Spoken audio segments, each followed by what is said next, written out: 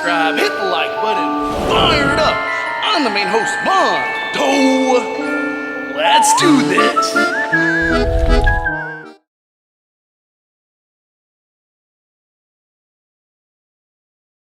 We do have some crazy photo ops with stuff that you normally don't get to see. And again, we just want to reiterate, I'm sure you're all used to it, but we do have a lot of stuff that is very gruesome, very gory, very bloody. So just as like a sensitivity thing, we'll have a couple rooms where we're going, and I don't think any of you are sensitive to that, which is great, perfect, we won't have to worry about it. But it's just a general disclaimer for if you come back or if you have any friends who want to come on it later.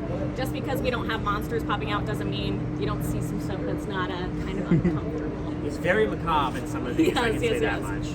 But aside from that, are you guys excited? You want to go inside? Let's do it. Yeah? All right. All right. We do have to go through security first. Today we're at Knott's Berry Farm for Beyond the Fog tour. This is the first time I've ever been participating in anything like this, but we're gonna go behind the scenes for many mazes and do really fun photo ops, and we have a tour guide, so it's gonna be a lot of fun. A little bit about the history of Ghost Town. Now, Ghost Town, of course, is our oldest section of the park. It's kind of the way the park got started. I'm sure all of you are pretty well aware of this fact, but it is also the heart and soul of Knott's Scary Farm. I'm sure many of you have looked down that particular street, and during the day, quite a bit different, but at night, what is it known as?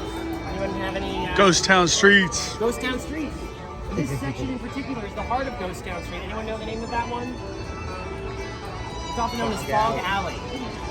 Fog Alley. Because if you've been here during Scary Farm, and I assume most of you have been here during Scary Farm, showing hands. Yeah. Absolutely just choked with fog and lurking creatures. This is where it all started. Back in the 70s, this area was mostly just a meet and greet. You'd have things like, especially in the first year, you'd see Frankenstein, you'd see Dracula, you'd see the Wolfman. You'd even see a couple of apes from Planet of the Apes. One of the people in the costume department actually had some of the original molds from Planet of the Apes and was able to get masks. So there were a couple of apes just walking around. None of it was particularly scary because this was all just to kind of showcase the Halloween party idea and Seymour's show that was going on at the time. But it was a huge hit, and so people kept coming back anyway. Now, the interesting thing is, as we know it today with the scare actors roaming the streets, that was kind of a happy accident. In 1977, when my mom was 16 years old and came here for the first time, fun fact, on the first night, people were just hiding in the Peekins. At the time, they would just let actors into the Peekins. They'd put all the Peekin actors, or the mannequins, in masks and just have them sit there looking spooky. But among them, there'd be real actors who would sit there and at the right moment, do a scare. Now, a fellow by the name of Bob Burton, on the second night, he comes in, he goes to his Peekin and finds the door's locked. He doesn't have a key. So he gets in touch with his lead and says, hey, the door's locked, I don't know how to get in. Do you have a key? And they said, yeah, we can get you a key. So he waits, they get back to him, we don't have a key. You gotta be kidding me, you don't have a key? Well, we'll get you a key. Okay, we can't find a key there either. We can't make you a new key, there's not enough time. Until we get this figured out, why don't you, I don't know, go scare people on the streets. And that's exactly what Bob did. He just roamed around through the fog, jumping out at people, getting a huge jump and fright out of them. He looks over and he sees some of his leads standing off to the side, and they're laughing and they're watching him, they're having a good time. Light bulb goes off in everyone's heads. By the second night, they completely took everybody out of the Peekins, and everyone was on the streets from that point. And thus history was made. Of course, it would take almost a decade though till we got to sliding. Now, I'm sure a lot of you are familiar with how the sliding works. It's people with knee pads, elbow pads, sometimes the way they're made that allows sparks, especially if they're on pavement. Just running, getting a good start, putting along the ground and jumping up out of the fog at you, or even coming at your feet. It is often very terrifying. That was sort of established in between the 80s and the 90s. From 89 to 92. Thank you. Yeah. Yes, so from 89 to 92, that was building up. A fellow by the name of Stubler. His first name was Tom? Yes. Tom Stubler. So Tom Stubler was the one who was credited for kind of getting that started. Usually monsters would just take their shaker cans, which were just cans that were filled with loud things that would shake and scare people, and they would kind of scrape them along the ground at people or use them to crawl toward people. And after that, it built up toward where they were getting, skate gear, knee pads, elbow pads, and crawling along the ground at people. It wasn't until we started moving more from the hard dirt that used to be here to the slurry that they would paint the dirt with, to eventually just the concrete and stonework we have now, all the blacktop. Now you got the sliders in a perfect place where they can just slide and get the advantage of that.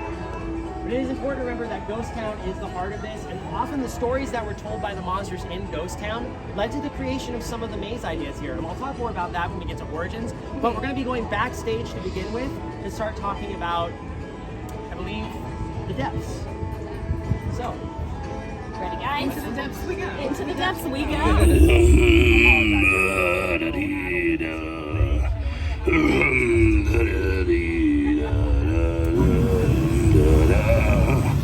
damn. oh, there we go. Thank you.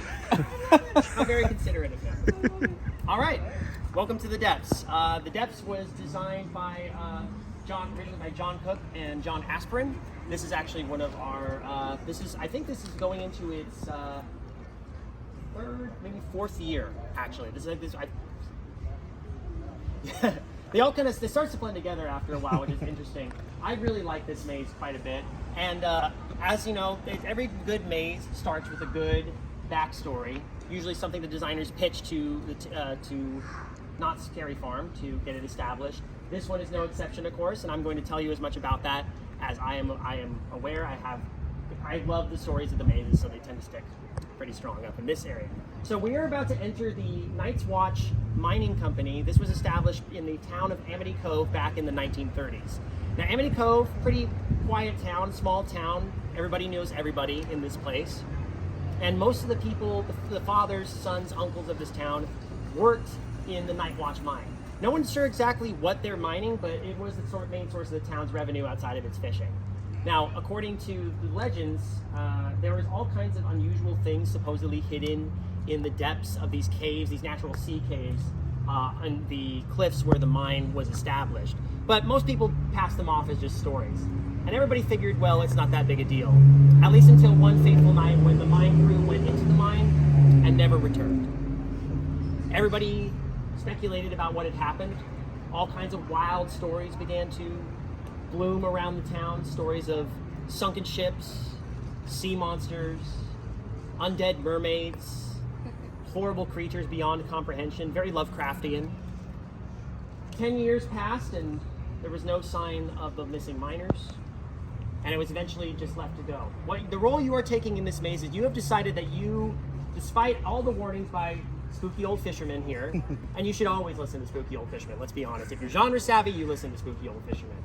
Despite his warnings, you've decided to go into the mines and try to find out what happened and maybe determine what the Night Watch mine crew might have disturbed that caused their disappearance.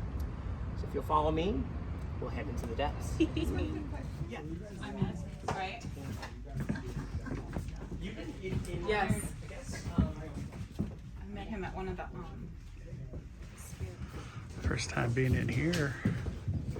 With the lights on. Holy smokes. You can imagine how beautiful this looks with the lights off too. But with the lights on, you can really take in the grandeur of this space. It's one of our two big show scenes in this maze. Here we call this the Temple Courtyard. A lot of people have just kind of referred to it as the swamp or the laser room, because during Scary Farm with the lights on, we have fog and low-lying lasers, so it feels like you're walking maybe about knee to hip deep in water. And it's one of my favorite scare tactics in here, because just under that fog, crouched low near the floor, are a bunch of gill men. They're gonna lurk through. They have these little fins on their heads, so sometimes if you're looking, you'll see a little fin crest the water and then disappear, and then suddenly a claws reaching out at you. It's a lot of fun. There's a lot of space to move in here, but I've never seen more people kind of tightly conga line through here as they're worried, maybe sometimes rightfully so, worried about accidentally tripping over the talent. But don't worry, talent can see you can't see them. Yes. This paint too, to represent the algae growing, is actually painted in UV. So that when you're in here with the lights off and with the lasers going too, the algae on the walls is glowing. These ones do. Most of the backstage houses we can actually keep intact. Wow. Because they're not being used for other things, but not Scary Farm. I've heard behind backstage called the depths the spooky Goonie caves. Yes. And this is our Goonies moment. This is the moment where they lead you in with your eyes closed, and then they open your eyes, and then you say something that you're not supposed to see on camera, so they have to do a second take, therefore ruining that take. True story about the Goonies. But yeah, if anyone's familiar with the Goonies, you definitely get the vibe. This ship is rocking back and forth. This is actually one of the biggest props that we have built, and one of the biggest show scenes we have ever built for a Scary Farm maze. The water feature is over there, just to add some level of, keeping it that undersea cavern vibe, but also making it feel like it's falling into this underground lagoon. Now, the interesting thing, of course, is if you've been here before, this ship is rocking back and forth, and so too is the floor rocking back and forth when you get on the ship. People have lost their lunch here. It is that convincing an effect. It's very impressive, though. It's a free-moving, free-wheeling pirate ship, and it gives you the effect that you are on the sea, and this thing is being rocked back and forth by the tentacles of our Kraken. Typical wax museum, and Augustus was raised to kind of follow in his father's footsteps. But he didn't really want to work with wax. He didn't want to work with plastic figures or mannequins. He wanted to work with the human body, with flesh. So what did he decide to do? He decided to become a doctor, more specifically a plastic surgeon. And he was one of the world's most renowned surgeons until, unfortunately, he gave a botched surgery. People were not too happy, and he completely lost his license. And after he lost his license, he didn't know what to do with his life, so he figured, well, I'll come back and run my father's wax museum. Now, as he was starting to get back into crafting, he still had that obsession with flesh, with the human body, and he wanted to find a way that he could make maybe his father's wax figures and human flesh work together. And as he was working on that, a group of teenagers, ragtag bunch of kids, tried to break into the museum and attempted to burn it down. Those teenagers, though, they never came out. So what we're going to do is we're going to enter Waxworks. It's now reopened to the public. Dr. Scratch has been working for a very long time on his masterpieces. We're going to see what those masterpieces are. There are 3 in total, although I heard he's working on a 4th. So we're going to have to figure out what that 4th one is. I'm not really sure. Do we really want to know? I mean, I'm a little curious. All right, well, I mean, looks like the place is wide open. Yeah, I think it'll be safe to head on in. Let's go check it out. Let's go check it out. Considering that fire that left him horribly disfigured and everything. Yeah, I'm sure he's fine. Yeah. One of our first little Easter eggs I'm going to point out up here. This sign, when it is running, his video projected says Waxworks and it's melting, a la wax. And this devil figure up here, this maze originally had a different name to the public in order to sway bloggers from finding out what the real name and story was. Yeah. That was so funny. So it was called the Devil's Den, and we still got that devil guy up there. Ticket booth. You're gonna see some signs on the walls as well, kind of going over what our exhibits are. So in the back you see you've got Hall of Patriots. We've got a Hollywood Cavalcade vampire that's pictured. That is the vampire queen of Knott's Scary Farm, Sandy Graham. She was a pretty prolific haunt figure for a very, very long time. So that's how we pay homage to her. She was the undisputed So what do you think ruler so of far, many, Noah? many Cool, of the vampire totally pieces. worth Yes. it, I think, if you're a Scary Farm fan. Yeah, and they said $80 This is is the one that the gets early a little pricing. toasty too, guys, so if it anything, This is you worth know, everything. We've only done 2. This is barely the first or the One second. great thing about Yeah. this Just what section is, alone? you've got this hard plexiglass right here, so that you can get people behind here and they can be really loud. This is really solid, so you can get people behind here going.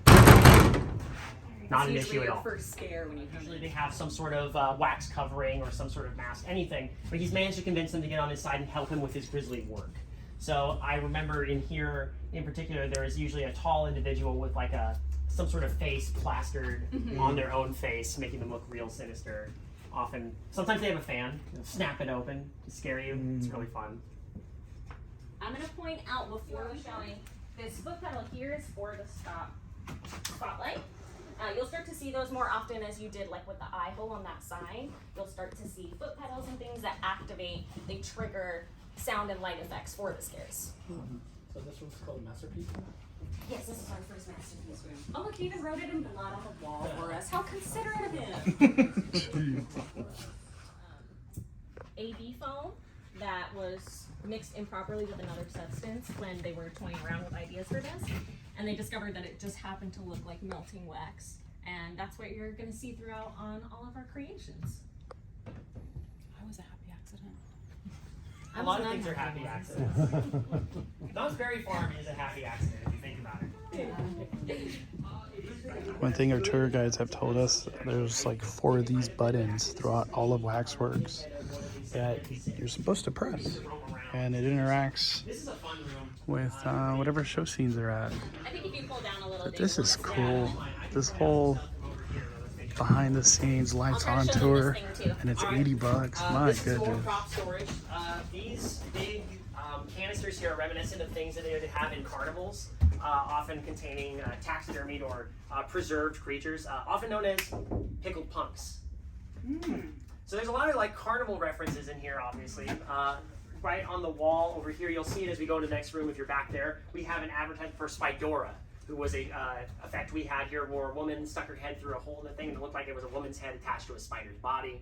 And she would answer audience questions and sometimes eat things the audience gave her.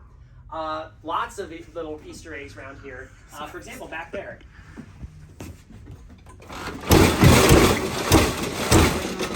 this whole shelf is just a giant version of a shake can that they get. That can be a really good scare when it's utilized. And then a lot of Easter eggs too on this shelf here. This one is not a shake shelf, so this one is stationary, but we've got log ride up there with our kitty friend. We've got some other allusions to this tiger head on the wall was from Trapped, Locked and Key. If anybody remembers those premium mazes that we had. Kind of before escape rooms were really a thing. We're working on both regular people parts and some mannequin people parts.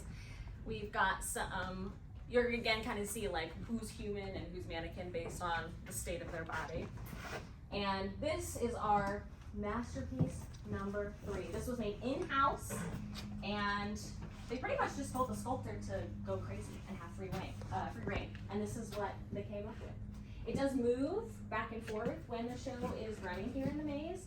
I'm a little too short to reach up and do it myself, but if you tap it might move a little bit. And then, yeah, if you guys can reach up. This is the back works. This is where everything gets done. This is where the magic happens. So In this one, you see it, right? No. Is there? there's a victim in there. Oh, I thought maybe it's scare actor or something. Yes, there was a scare actor who was playing a victim. They basically, like, you walk by and someone who looks like they're partially melting is reaching out going, "Help me!" Something So like there's that. nobody in there. We wouldn't do that to you. We wouldn't do that to you. That there That one's from Doll Factory. has like a Right little there. water This one, right? mist Yeah. that comes out of that one. So it looks like water is... A lot of nods to Doll Factory, like this last piece. Ah. This is another example of how we take a scene to go from a smaller scene to a bigger scene, and this scene feels huge once again because we've gone through this environment. So you can get the sense of the scale, and with the lights off, it feels even bigger. You definitely manipulate people's senses. Right. Doing that. Going With from the- the small to the big. With the lighting, Even though they're and not with everything. that big. Yeah, it's insane.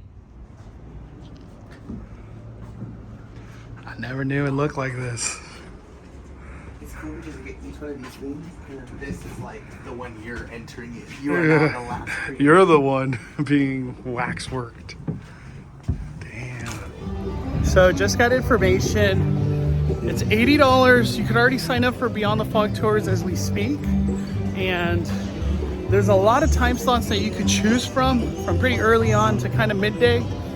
Definitely check this out because I feel like this is going to be very popular amongst the Scary Farm community, people who love Scary Farm. We've already done 2 mazes, Waxworks and the Depths, and I have to say this is pretty badass. Like, this is cool, and the whole storyline and history you get and Easter eggs and tidbits throughout the mazes, this is so cool. We still have Origins and Mesmer, so they did let us know Bloodline and Grimoire are not part of this, and it will not be part of this. They could possibly be part of the Beyond the Fog tour if they do it again next year, but for our tour, we still have Mesmer and Origins. Now, I talked a little bit earlier about the history of Ghost Town and its ties to Knott Scary Farm. Now, one thing that happens over the years is the monsters would talk among themselves and go, "Hey, why are we all here? What is it that brought all the monsters and the ghosts and the ghouls and the horrible undead to Calico?" And because we had the witch hangings take place in the past, roughly from the 70s and the 80s and onward, those were handled very seriously, kind of, before they did the hanging, the more comedic version of that, and it was always a witch hanging. So combining that story with the fog and the monsters, this story built up over the years of a witch who put a curse on Calico, and that every October, a ghostly fog manifests and causes the dead to rise and the living to transform into bestial, horrible creatures. That is the story we're going into right now. You are going to get a Pepper's Ghost effect with the Bride of Calico. Now, the Pepper's Ghost effect was by John, let me peek, I believe his name was John Henry Pepper. And are you guys all familiar with the Pepper's Ghost effect? You've seen it here at the Boot Hill Undertaker, or also very famously in the Haunted Mansion with the dancing. What it does is it's a reflection. So you have your glass panel, there's a reflection of, in this case, a video of the bride, and it's reflected so it looks like she's coming at you. And she's crying and mourning, but it gives it a very 3D, but also kind of a ghostly effect. So that is really cool. Another little trick and a little hidden thing here. Into the ground to enter the catacombs below Boot Hill. I'm not sure why there are catacombs below Boot Hill. I don't know if the monster, if the people of Calico built them. They could be left over for something ancient. There's still a lot of stories about Sarah Marshall we don't know about, and the designers did that deliberately. Since she is one of our icon characters, there's plenty of opportunities for stories to tell with her in the future. And so some things are going to get brought up that might get answered later. It's part of this big push we have going toward the 50th, where we want to tell more cohesive stories and more interconnected stories. And Origins is a master class of setting that sort of thing up and tying everything together into one cohesive narrative. You can tell I'm a fan. We're all fans. We want more of the story. The 50th is going to be insane. Yeah. Huh?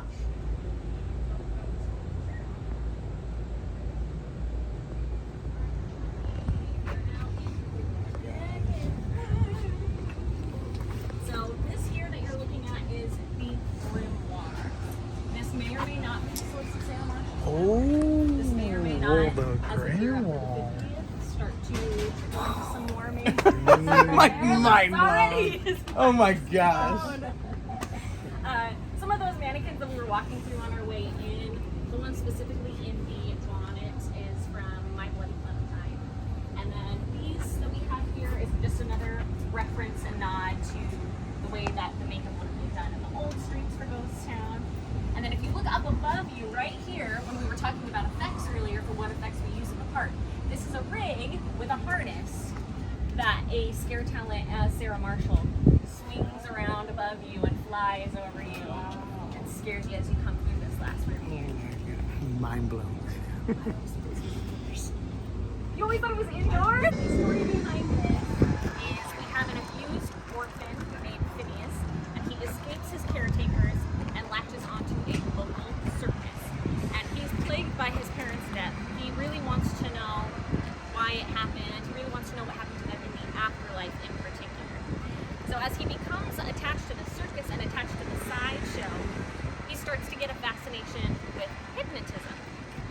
And we have Mesmer, Dr. Mortimer Mesmer, was the hypnotist of the sideshow, and he becomes his assistant. So Phineas starts to study with Mesmer to learn if there's anything he can do to advance his craft, to become a better hypnotist, and to find out what it is that happens after we die. Unfortunately, he was not satisfied. So he starts to do some research into some dark magic, into the world of Kabbalah, and he learns that there is a technique where you can hypnotize the dead, make them serve you, and he thinks that by doing this, he'll be able to learn the secrets of what happens to us after we pass. So one night, Phineas decides to poison the original Mesmer and put him under. And the results, they were pretty telling, they were pretty spectacular. So Mortimer Mesmer, his body died, but he continued to live under Phineas's powerful spell. And that night, Phineas learned the secrets of life. He learned how to unlock the veil, this portal between the living and the dead. And the next day, he took over the show. He took Mesmer's name, his moniker, and using that technique of killing and hypnotizing, he killed and hypnotized the sideshow acts to make them work for him. A lot of them also came to him because they were unsatisfied with their life and wanted more. So he used that as a means to get them into his grips, into his sideshow. He created this sideshow of the mind through hypnosis, where he can show us the darkest edges of the mind. So we're gonna head on in and we're gonna find out what exactly happened.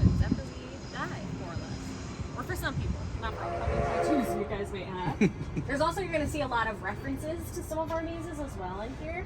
We've got like Paranormal Inc. with a little ghosty there, Pumpkin Eater with that pumpkin on the wall. We have a mermaid siren for the depths on that wall back there. There's also Shadowlands. There's a lot of little fun homages to previous mazes here. And there's another really cool effect in this room as well. So we've got the tattoo chair. When you enter the room, the floor does vibrate and give that sound effect of a tattoo being done on somebody. And something else that you might not notice right off the bat with hypnosis and with things like that, we wanted to have this running sound effect. We wanted to have this running audio of Mesmer speaking his hypnosis into your ears. Now, with the other sound effects that are ongoing, it's a little hard to get that. The original concept idea was to have guests enter with headphones, to have him talking in your ear the whole time. That's crazy. Obviously, kind of a logistical nightmare, didn't work out. But we do have it playing on a speaker that's about ear level, if you guys can find it. Where do you think it is? Right there. Yeah, you got it. So we do have hidden speakers throughout the maze at ear level to give you that sense that Mesmer is always whispering and speaking in your ears as you go through. It's good. And because it plays a little bit under the actual audio, you might not catch it, but if you listen for it, it's always there. Gets there often again.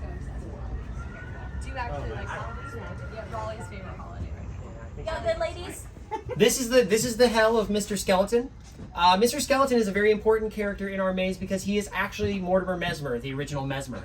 After he was poisoned and put under in the first test by Phineas, Mortimer became Mr. Skeleton, and his under the effects of hypnosis, his soul was bound to a grandfather clock. Prior to his death, he had been assessed with death. He was getting on in years, and so he had a thing about clocks and the passage of time. I guess in order to, if any of you have seen the trailer for Mesmer that was released, you can definitely tell that Phineas and Mortimer had a very contentious relationship. And I think as a bit of revenge, Phineas made it so that Mortimer, as Mr. Skeleton, has to wind this clock every single day, or else he will cease to exist. This is the only thing keeping him tied to this earthly plane. So when you come into this room, you've got this nice tilt angle, again, kind of reminiscent of the Haunted Shack. And want to talk about hidden speakers. Yeah, there's a ton, as they whisper to you. This is a great scare, because the actor for Mr. Skeleton will hide behind this grandfather clock, shove it forward, and pop out from behind it. Usually he looks kind of like a Grim Reaper or some other figure associated with that. This is Mr. Zootrope. We've talked a bit about the Zootrope before being a key motif in this maze, especially with Mesmer using it in order to be what ultimately kills his audience and brings them here into this realm. Interesting, Mr. Zootrope is not one of the sideshow performers. This is some sort of entity that lives just beyond the flicker of the Zootrope's light. So we are meeting something inherently supernatural in here. This figure took over 6 months to make. In Daniel's opinion, 6 months too long. But it's really impressive. At night, his eyes flicker, and you can hear the sound of a film projector going as you go through here. He wiggles back and forth a little bit. And while you're distracted by him, there's a smaller Mr. Zootrope who comes out here to get you. These on the wall are not specifically Zootrope, but they're another form of animation, but when held under flickering light, they do give a similar effect. And there actually is a Zootrope in there, in that little area right there, that will be under that same flickering effect. If you've been to the Art of Animation building at California Adventure, very similar. That is a Zootrope as well. Just got done with Beyond the Fog. It's a behind the scenes, not scary farm tour. We got to tour 4 of the mazes here. We did a walkthrough of Depths, Waxworks, Origins, Mesmer, and Origins. Yep. And it's just incredible that with this tour, you see so many things that you just normally don't see walking through the maze. There were so many things that I missed, hidden places to walk. Yeah, that was crazy. Just details, the buttons that you could press in Waxworks. Literally I had crazy no idea. things like that you would never think of. And now getting to do this tour and then walking through it again is going to be such a different experience, because we just walked through it with the lights on and we got to see everything. I don't know. I think $80 price point on this tour is totally worth it. Yeah, worth every dollar. You get to go through 4 mazes. You get snacks and drinks beforehand. You get this lanyard to keep, and you get a pin. Yep. Worth it. And the tour guide, though, in general. Them the going tour guide. over all the details, history, Super Easter knowledgeable. eggs, yeah. Super knowledgeable, and they'll answer any of the questions you have too. And they said it's about a 2 to 3 hour experience. They said 3-hour So, experience for sure. $80. Absolutely worth it. It's totally worth Yeah, it. if you're a haunt fan, this should be on your radar to do. Yeah. Even if the year starts, I would still do it. Yeah. Because for me, I was a little weary about doing mazes we've walked through many times. Yeah. But it felt like a whole different experience because you got to see details you've never seen Exactly. before. And then you get to Exactly. appreciate the environments you're in the mazes And while you you get walk to, through them. exactly, yeah. You get to read small storylines and stuff that happen throughout the maze that you don't normally get to see. Yeah. But I think it's totally worth it. Honestly, $80 for 4 mazes, completely worth it. And there's a bring lot of stuff. comfortable shoes. Yeah, a lot of stuff I couldn't film. So Yeah. this video doesn't even show any Doesn't even the show whole like, overall half the stuff. factor. You're only allowed to kind of showcase certain rooms that they want you to showcase. Yeah. So you miss probably a good chunk of each one. Like of the mazes. 80% of it, honestly. Yeah, but it's incredible. I totally recommend. Comfortable shoes. Comfortable It's shoes, hot in bring there. a water bottle. Yeah. Maybe bring a fan if you have one. Yeah. But just be ready because this is incredible. I would Yeah. totally do it again too. Thank you, Noah. Another thing that I just want to add, although there's no actors scaring you and it's not like a super scary event, you're not getting chased out by people and crazy stuff like that, there is still lots of like graphic imagery. There's lots of blood, there's lots of guts. So if you're sensitive to that, think twice about the tour, but there will be no scare actors in it. You won't be getting scared. It's just some of the imagery is kind of a lot. Yeah, and honestly, the sets are gory as heck over here. A Not lot of scared. them are gory, so just be prepared for that Yeah. if you are coming. Yeah, that's a good warning. Yeah. I want to give a big thank you to Knott for inviting us to this media event for Beyond the Fog. It is $80, and like I was saying earlier, I was a little wary about walking through mazes and stuff that we've done before, you know, Origins, Waxworks, Depths, and then Mesmer being the newest one. But the details, the appreciation for the sets and the decor, everything that's in there, and to see it with the lights on, it's absolutely beautiful. I give this experience 5 fires. Highly recommend. If you're a Not Scary Farm fan, I highly recommend trying this experience out. And do check the times online through the website. That's where you would sign up for this experience. And as I was saying earlier, allot yourself about 2 to 3 hours. Because they go into very big detail about everything, and I really appreciated that because there was a lot of parts where I was like, I didn't know that was there. I'd never seen that before. Like the big ass spider in Mesmer, I had no idea. But thank you everybody for watching 5 Fires YouTube. See you guys in the fog on Thursday, opening night over here at Not Scary Farm. Don't forget to smash that like button on the way out, and thank you for supporting the fire. We are firing it down. The Cali Bay is calling it a day. I'm the main host, Mondo.